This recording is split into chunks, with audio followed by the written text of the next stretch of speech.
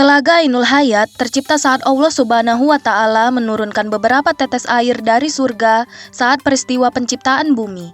Salah satu dari tetesan itu menjadi Telaga Ainul Hayat. Mata air Telaga Ainul Hayat dapat memberikan kehidupan abadi bagi yang meminumnya. Namun, hanya orang yang dipilih Allah lah yang dapat menemukan dan meminumnya. Telaga ini menjadi salah satu rahasia Allah yang disembunyikan dari manusia.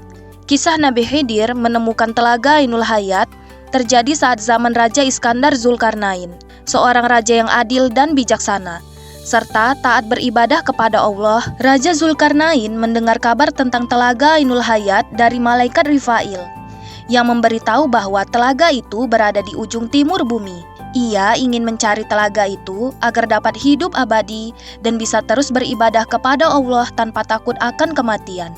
Raja Zulkarnain kemudian membawa pasukannya serta penasihatnya yaitu Nabi Khidir untuk mencari telaga itu.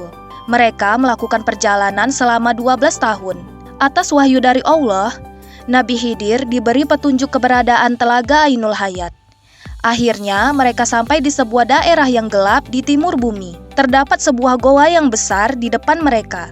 Di sanalah Telaga Ainul Hayat berada. Raja Zulkarnain menyuruh Nabi Khidir untuk masuk terlebih dahulu dan mencari Telaga Ainul Hayat. Nabi Khidir pun masuk dan kemudian menemukan Telaga Ainul Hayat. Lalu ia mendengar Allah Subhanahu wa Ta'ala memberinya petunjuk untuk meminum air dari telaga tersebut. Setelah meminumnya, Nabi Khidir merasakan tubuhnya menjadi segar dan jiwanya menjadi tenang. Ia merasakan nikmat dari kehidupan abadi. Raja Zulkarnain dan pasukannya kemudian menyusul Nabi Khidir.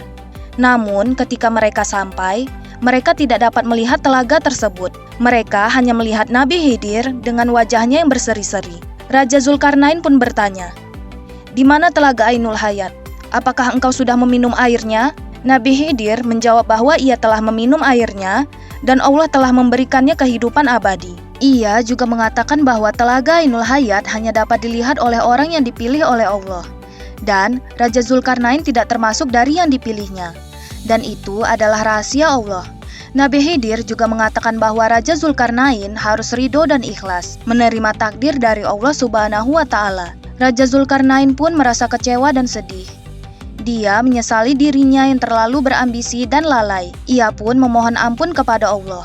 Nabi Khidir lalu memberinya permata yang bisa menunjukkan jalan pulang. Nabi Khidir melanjutkan perjalanannya untuk menyebarkan kebaikan dan rahmat Allah Subhanahu wa Ta'ala di bumi. Raja Zulkarnain kembali ke negerinya dan memerintah dengan adil dan bijaksana.